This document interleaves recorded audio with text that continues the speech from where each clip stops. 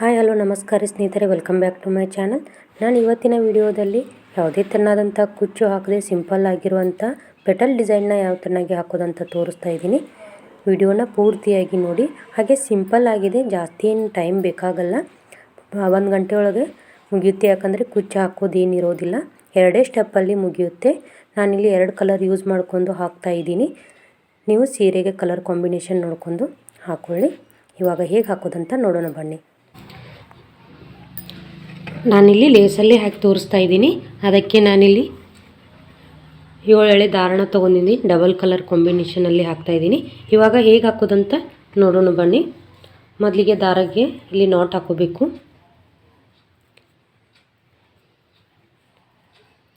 ಇಲ್ಲಿ ಯಾವುದೇ ಥರನಾದಂತಹ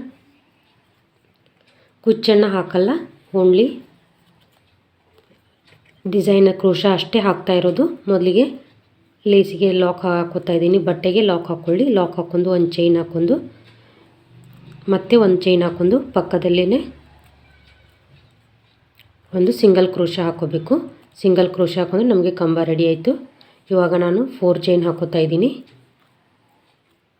4 chain correct ಎಲ್ಲಿಗೆ ಬರುತ್ತಲ್ಲ ಅಲ್ಲಿಗೆ ನೋಡ್ಕೊಂಡು ಲಾಕ್ ಮಾಡ್ಕೊಳ್ಳಿ. ಲಾಕ್ ಅಂದರೆ ಸಿಂಗಲ್ ಕ್ರೋಶ ಹಾಕೋಬೇಕು. ಮತ್ತು 5 ಚೈನ್ ಹಾಕೋತಾ ಇದ್ದೀನಿ. 5 ಚೈನ್ ಹಾಕೊಂಡು ಸ್ವಲ್ಪ 1 ಚೈನ್ ಒಳಗಡೆನೇ ಲಾಕ್ ಮಾಡ್ಕೋಬೇಕಾಗುತ್ತೆ. ಆಮೇಲೆ ಮತ್ತೆ 4 ಚೈನ್ ಫುಲ್ ನೀವು ಹೀಗೆ ಹಾಕೋತಾ ಹೋಗಬೇಕು. ಮತ್ತು 5 ಚೈನ್ ಕರೆಕ್ಟ್ ನೋಡ್ಕೊಂಡು ಹಾಕ್ಕೊಳ್ಳಿ, ಇಲ್ಲಾಂದರೆ ಬಟ್ಟೆ ಬಿಗಿ ಆಗುತ್ತೆ, ಆವಾಗ ಡಿಸೈನ್ ಅಷ್ಟೊಂದು ನೀಟಾಗಿ ಅನಿಸಲ್ಲ. ಇವಾಗ ಮತ್ತೆ 5 ಹಾಕ್ಕೊಂಡೆ, 1 ಚೈನ್ ಒಳಗಡೆನ ಹಾಕ್ಕೊಂಡೆ, ಆಮೇಲೆ ಮತ್ತೆ 4 ಚೈನ್. ಇಲ್ಲಿ ನಾನು ಯಾವುದೇ ಥರನಾದಂಥ ಕುಚ್ಚನ್ನು ಹಾಕೋತಾ ಇಲ್ಲ. ನಿಮಗೆ ಕುಚ್ಚು ಬೇಕು ಅನ್ನೋದಾದರೆ ನೀವು ಮತ್ತೆ 4 ಚೈನ್ನ ಹಾಕೋಬೋದು, ಗ್ಯಾಪ್ ಬಿಟ್ಕೋಬೋದು.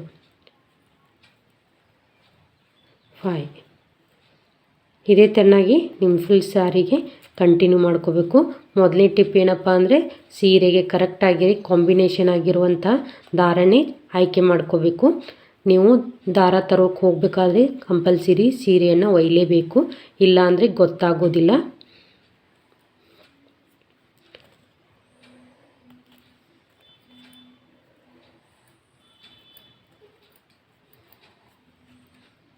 ಫಿನಿಶಿಂಗ್ ಕರೆಕ್ಟಾಗಿರಬೇಕು, ಅಂದರೆ ಡಿಸೈನು ನೀಟಾಗಿ ಅನಿಸುತ್ತೆ. 1 ಚೈನ್ ಲೂಸ್ ಹಾಕ್ಕೊಂಡು ಮತ್ತೆ 1 ಚೈನು ಬಿಗಿಯಾಗಿ ಹಾಕಿದರೆ ಅದು ಡಿಸೈನ್ ಅಷ್ಟೊಂದು ನೀಟಾಗಿ ಅನಿಸಲ್ಲ. ಒಂದೇ ಸವನಾಗಿ ಎಲ್ಲ ಡಿಸೈನು ಇರಬೇಕು. ಇವಾಗ ಲಾಸ್ಟಲ್ಲಿ ಲಾಕ್ ಮಾಡ್ಕೋಬೇಕಾದ್ರೆ ಯಾವ ಥರನಾಗಿ ಲಾಕ್ ಮಾಡ್ಕೊಳ್ಳೋದಂತ ತೋರಿಸ್ತೀನಿ. 1 ಚೈನ್ ಹಾಕ್ಕೊಂಡು ಪಕ್ಕದಲ್ಲೇ ಮತ್ತೊಂದು ಸಿಂಗಲ್ ಕ್ರೋಶ ಹಾಕ್ಕೋಬೇಕು. ಆಮೇಲೆ 2 ಚೈನ್ ಹಾಕ್ಕೊಂಡು ದಾರನ ಕಟ್ ಮಾಡ್ಕೊಂಡ್ರೆ ಈ ಥರನಾಗಿ ಸೂಜಿನ ಎಳ್ಕೊಂಡ್ರೆ ಆಯಿತು, ಲಾಕ್ ಆಗುತ್ತೆ. ಇದು ನಮಗೆ ಫಸ್ಟ್ ಸ್ಟೆಪ್ ಬೇಸ್ಮೆಂಟ್ ರೆಡಿ ಆಯಿತು. ಇವಾಗ ಸೆಕೆಂಡ್ ಸ್ಟೆಪ್ಪನ್ನು ನಾನು ಇದೇ ದಾರದಿಂದ ಕಂಟಿನ್ಯೂ ಮಾಡ್ತಾಯಿದ್ದೀನಿ. ಅದನ್ನು ಹೇಗೆ ಹಾಕೋದಂತ ತೋರಿಸ್ತೀನಿ, ನೋಡೋಣ ಬನ್ನಿ. ಇವಾಗ ಸೆಕೆಂಡ್ ಸ್ಟೆಪ್ ಹಾಕೋತಾ ಇದ್ದೀನಿ.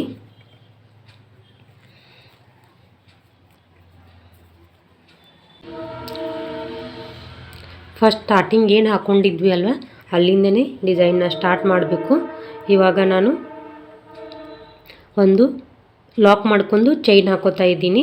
2 ಚೈನ್ ಹಾಕ್ಕೊಂಡು ಮತ್ತು ಅಲ್ಲಿನೇ ಒಂದು ಸಿಂಗಲ್ ಕ್ರೋಶ ಹಾಕೋತೀನಿ. ಸಿಂಗಲ್ ಕ್ರೋಶ ಹಾಕೊಂಡು ನಾನೇನು ಮಾಡ್ತೀನಿ ಅಂದರೆ ತ್ರಿಬಲ್ ಕ್ರೋಶ ಹಾಕೋತೀನಿ.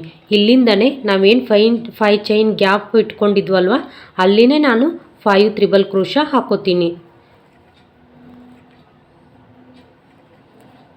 ತ್ರಿಬಲ್ ಕ್ರೋಶ ಅಂದರೆ ಸೂಜಿ ಮೇಲೆ 2 ಸಾರಿ ದಾರಣ ತೊಗೊಂಡ್ರೆ ಅದು ತ್ರಿಬಲ್ ಕ್ರೋಶ ಆಗುತ್ತೆ. ಇಲ್ಲಿ ನಾನು 5 ಹಾಕೋತಾ ಇದ್ದೀನಿ. ನೀಟಾಗಿ ನೋಡ್ಕೊಳ್ಳಿ.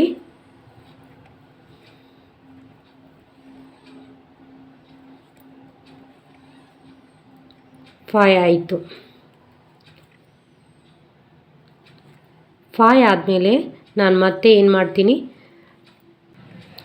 5 ಆದಮೇಲೆ ನಾನಿಲ್ಲಿ 4 ಚೈನ್ ಹಾಕ್ಕೊಂಡು ಮತ್ತೆ ತ್ರಿಬಲ್ ಕ್ರೋಶ ಹಾಕೋತೀನಿ. ಇದೇ ಏನು ನಾವು 5 ಚೈನ್ ಗ್ಯಾಪ್ ಇತ್ತಲ್ವ, ಅಲ್ಲಿನೇ ತ್ರಿಬಲ್ ಕ್ರೋಶ ಹಾಕೋತೀನಿ.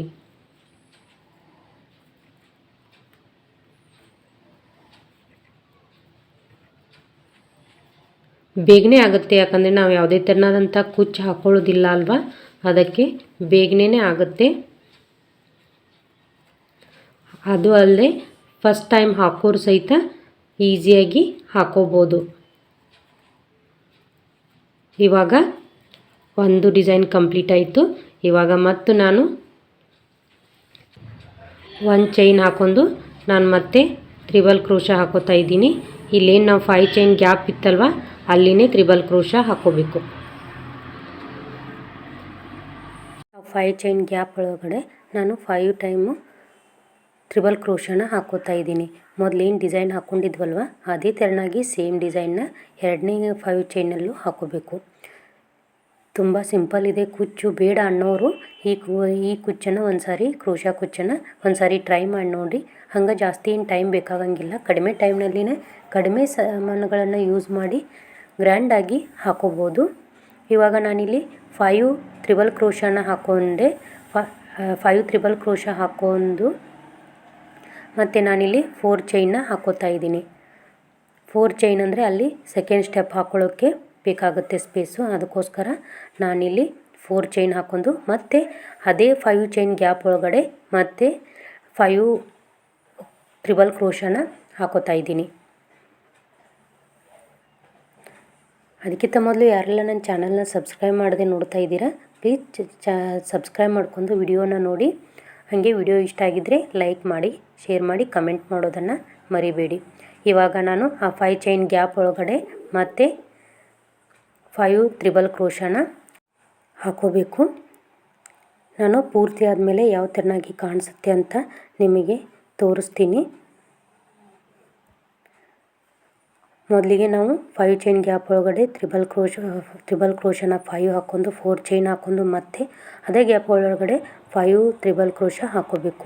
ಸೆಕೆಂಡ್ ಸ್ಟೆಪ್ಪು ಈ ಥರನಾಗಿ ಕಾಣಿಸ್ತಾ ಇದೆ ನೋಡಿ. 5 ಚೈನ್ ಇಲ್ಲಿ ಗ್ಯಾಪ್ ಇದೆ. ಇವಾಗ ಥರ್ಡ್ ಸ್ಟೆಪ್ ಹಾಕೋಣ ಬನ್ನಿ. ನಾನು ಥರ್ಡ್ ಸ್ಟೆಪ್ಪಿಗೆ ಈ ಕಲರ್ ದಾರನ ತೊಗೋತಾ ಇದ್ದೀನಿ. ಸ್ಮಾಲ್ ಬೀಡ್ಸನ್ನು ಯೂಸ್ ಮಾಡ್ತಾ ಇದ್ದೀನಿ. ಇವಾಗ ಹೇಗೆ ಹಾಕೋದಂತ ನೋಡೋಣ ಬನ್ನಿ. ಮೊದಲು ಸ್ಟಾರ್ಟಿಂಗು ನಾಟ್ ಹಾಕ್ಕೊಂಡು 2 ಚೈನ್ನ ಹಾಕೋಬೇಕು. ಚೈನ್ ಹಾಕ್ಕೊಂಡು ಪಕ್ಕದಲ್ಲೇ ಒಂದು ಸಿಂಗಲ್ ಕ್ರೋಶಾ ಹಾಕೋಬೇಕು. ಸಿಂಗಲ್ ಕ್ರೋಶಾ ಹಾಕ್ಕೊಂಡು ನಾನಿಲ್ಲಿ ಒಂದು ಚೈನ್ ಹಾಕ್ಕೊಂಡು ತ್ರಿಬಲ್ ಕ್ರೋಶಾನ ಹಾಕೋತಾ ಇದ್ದೀನಿ. ಏನು 4 ಚೈನ್ ಗ್ಯಾಪ್ ಇತ್ತಲ್ವ ಅದ್ರ ಮಧ್ಯದಲ್ಲಿ ಅವೇನು ನಾವು ತ್ರಿಬಲ್ ಕ್ರೋಶಾ ಹಾಕ್ಕೊಂಡಿರ್ತೀವಲ್ವ ಎಲ್ಲ ಸೇರಿ ಒಂದನ್ನೇ ಮಾಡ್ಕೋಬೇಕು. ಅಂದರೆ ನಾವಿಲ್ಲಿ ಮೊದಲಿಗೆ 2, 3 ಈ ಥರ ಮಾಡ್ಕೋತಿದ್ವಲ್ವ ಅದಿಲ್ಲ, ಎಲ್ಲ ಸೇರಿ ಒಂದೇ ಕಂಬನ ಮಾಡ್ಕೋಬೇಕು. ಅದಾದಮೇಲೆ ಮತ್ತೆ ನಾನು ತ್ರಿಬಲ್ ಕ್ರೋಶಾನ ಹಾಕೋತಾ ಇದ್ದೀನಿ.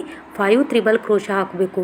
ಮೊದಲು ಎಲ್ಲ ಸೇರಿ ಒಂದೇ ಕಂಬ ಹಾಕೊಂಡ್ಮೇಲೆ ಮತ್ತೆ ಪಕ್ಕದಲ್ಲಿ 5 ತ್ರಿಬಲ್ ಕ್ರೋಶಾನ ಹಾಕೋಬೇಕು. ಈ ಥರನಾಗಿ ಹಾಕೋಬೇಕು. ಇವಾಗ ಎರಡನೇದು ಹಾಕೋತಾ ಇದ್ದೀನಿ. 3 ಇದು ಪೆಟಲ್ ಥರ ಹಾಫ್ ಪೆಟಲ್ ಡಿಸೈನ್ ಬರುತ್ತೆ.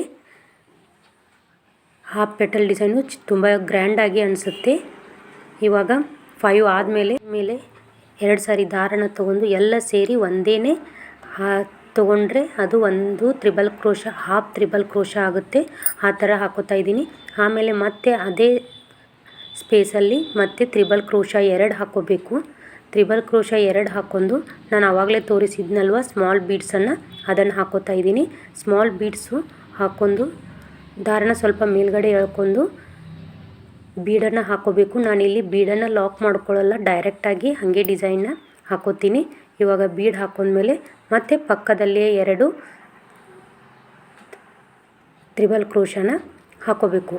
ಅಂದರೆ ನಾವು ಇಲ್ಲಿ ಟೋಟಲಾಗಿ 3 ತ್ರಿಬಲ್ ಕ್ರೋಶಾ ಹಾಕ್ಕೊಂಡಾಗಾಯಿತು. ಯಾಕಂದರೆ ಪಕ್ಕದಲ್ಲಿ 2 ತ್ರಿಬಲ್ ಕ್ರೋಶಾ ಮತ್ತು ಬೀಡ್ ಹಾಕ್ಕೊಂಡಿದ್ದು ಸೇರಿ ಅದು ಒಂದು, ಆಮೇಲೆ ಮತ್ತೆ ಪಕ್ಕದಲ್ಲಿ 2 ತ್ರಿಬಲ್ ಕ್ರೋಶಾ ಅಂದರೆ ಇಲ್ಲಿ 3 ತ್ರಿಬಲ್ ಕ್ರೋಶಾ ಹಾಕ್ಕೊಂಡಾಗೆ ಆಯಿತು.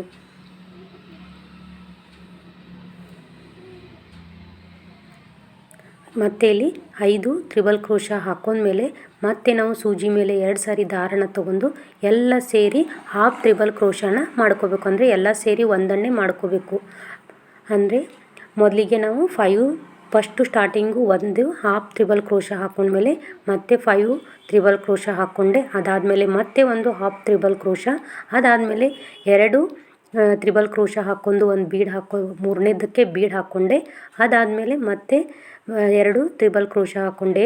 ಅದಾದಮೇಲೆ ಮತ್ತೆ ಹಾಫ್ ತ್ರಿಬಲ್ ಕ್ರೋಶ. ಈ ತೆರನಾಗಿ 3 ಪೆಟಲ್ಸ್ ಬರುತ್ತೆ ಇಲ್ಲಿ.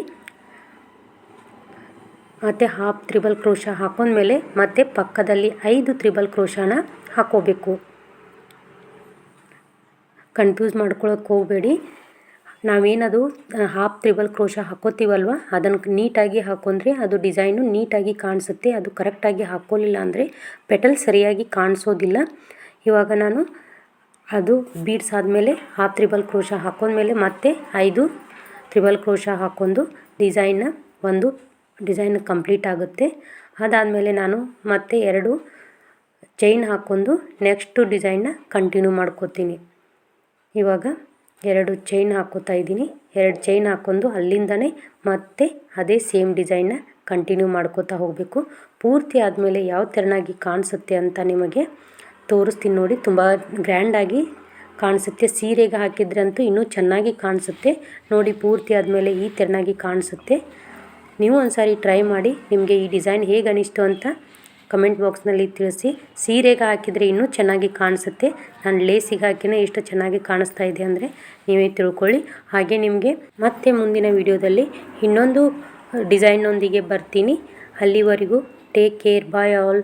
ವಿಡಿಯೋ ನೋಡಿದ್ದಕ್ಕೆ ಎಲ್ಲರಿಗೂ ಹೃದಯಪೂರ್ವಕ ಧನ್ಯವಾದಗಳು.